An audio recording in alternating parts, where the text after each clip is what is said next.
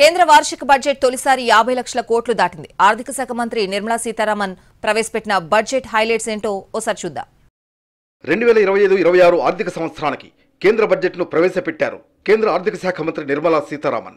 ఆమె బడ్జెట్ను ప్రవేశపెట్టడం వరుసగా ఇది 8వ సారి.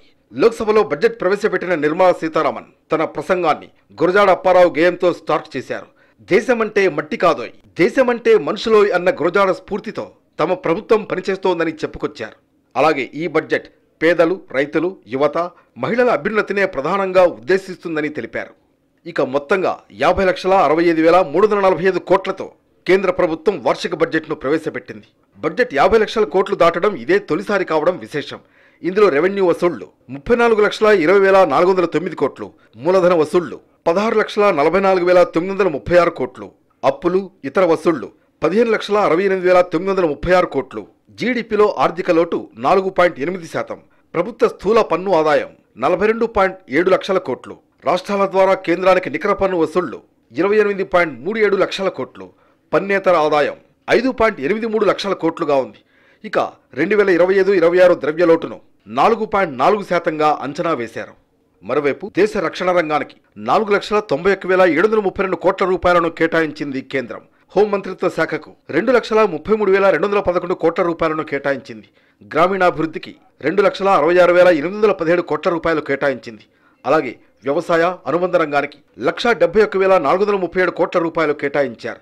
విద్యారంగానికి 1,28,650 కోట్ల రూపాయలు కేటాయింపులు జరిగాయి. వైద్య ఆరోగ్య శాఖకు 98,311 కోట్ల రూపాయలు కేటాయించారు. పట్టణాభివృద్ధికి 96,777 కోట్ల రూపాయలు కేటాయించారు. ఐటీ టెలికాం రంగానికి 95,298 కోట్ల రూపాయలు ప్రతిపాదించారు. విద్యుత్ రంగానికి 81,174 కోట్ల కేటాయింపులు చేశారు. వాణిజ్య పరిశ్రమల రంగానికి 65,553 కోట్లు కేటాయించారు. సామాజిక సంక్షేమ రంగానికి 60,052 కోట్లను ప్రతిపాదించారు. రైతులకు కిసాన్ క్రెడిట్ కార్డు ద్వారా రుణ పరిమితిని 5 లక్షల రూపాయలకు పెంచారు. దీనివల్ల 7,70,00,000 మంది రైతులకు లబ్ధి కలగనుంది. అలాగే సొంతంగా వ్యాపారం చేయాలనుకునే మహిళలకు శుభవార్త అందించారు ఆర్థిక మంత్రి నిర్మలా సీతారామన్. ఎస్సీ ఎస్టీ వర్గాల నుంచి తొలిసారి వ్యాపారం చేయాలనుకునే వారికి కొత్త రుణ పథకాన్ని ప్రకటించారు. ఈ పథకం ద్వారా దేశవ్యాప్తంగా 5 లక్షల మంది ఎస్సీ ఎస్టీ మహిళలకు రుణాలు ఇస్తామని తెలిపారు. ఒక్కొక్కరికి వ్యాపారాన్ని బట్టి 2 కోట్ల రూపాయల వరకు రుణాలు ఇస్తామని తెలిపారు. మరోవైపు సూక్ష్మ, చిన్న, మధ్య తరహా పరిశ్రమల కోసం ప్రత్యేక తయారీ మిషన్తో ముందుకు సాగుతున్నామని ఆర్థిక మంత్రి నిర్మలా సీతారామన్ ప్రకటించారు. ఎక్కువగా కార్మికులు అవసరమయ్యే రంగాల ఉత్పాదకతను పెంచేందుకు తగిన సహకారాన్ని, ప్రోత్సాహాన్ని అందిస్తామన్నారు. ఆయా పరిశ్రమలు తీసుకున్న క్రెడిట్ గ్యారంటీ కవరేజీని రెట్టింపు చేశారు.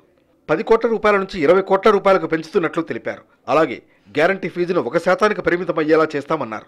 అటు స్టార్టప్లకు ఇచ్చే రుణాల పరిమితిని 20 కోట్ల రూపాయలకు పెంచారు. దేశంలో పర్యాటక వికాసానికి ప్రత్యేక చర్యలు చేపడుతున్నట్లు బడ్జెట్ ప్రసంగంలో ఆర్థిక మంత్రి నిర్మలా సీతారామన్ తెలిపారు. ఇందులో భాగంగానే దేశంలోని టాప్ 50 పర్యాటక ప్రదేశాలను రాష్ట్ర ప్రభుత్వాల భాగస్వామ్యంతో అభివృద్ధి చేస్తామన్నారు. పర్యాటకులకు అవసరమైన అన్ని రకాల సదుపాయాలను, వసతులు కల్పిస్తామని చెప్పారు. అలాగే బొమ్మల తయారీలో చైనాకు పోటీ ఇచ్చేందుకు మేడ్ ఇన్ ఇండియా బ్రాండ్ విశ్వవ్యాప్తం చేసేందుకు కేంద్రం చర్యలు చేపడుతోంది. ఇందులో భాగంగా బొమ్మల తయారీ యూనిట్లతో ప్రత్యేక క్లస్టర్లను ఏర్పాటు చేయనున్నారు. ఆయా యూనిట్ల నిర్వాహకులకు ప్రత్యేక శిక్షణ ఇస్తారు. అలాగే రుణ సదుపాయం కల్పిస్తారు. దేశంలో ఐఐటీలు, మెడికల్ కాలేజీల్లో సీట్ల పెంపును నిర్మలా సీతారామన్ ప్రతిపాదించారు. మెడికల్ కాలేజీల్లో వచ్చే 5 ఏళ్లలో 75,000 సీట్లు పెరగనున్నాయని ఆమె తెలిపారు. ఇక దేశంలోని 1 కోటి మంది గిగ్ వర్కర్లకు ప్రయోజనాలు కలిగే విధంగా నిర్మలా సీతారామన్ ప్రతిపాదనలు చేశారు. ఈ శ్రమ్ పోర్టల్లో నమోదు చేసుకున్న వారికి గుర్తింపు కార్డులు ఇవ్వనున్నట్లు తెలిపారు. వారికి ప్రధానమంత్రి జన్ ఆరోగ్య యోజన ద్వారా ఆరోగ్య బీమా కల్పించనున్నారు.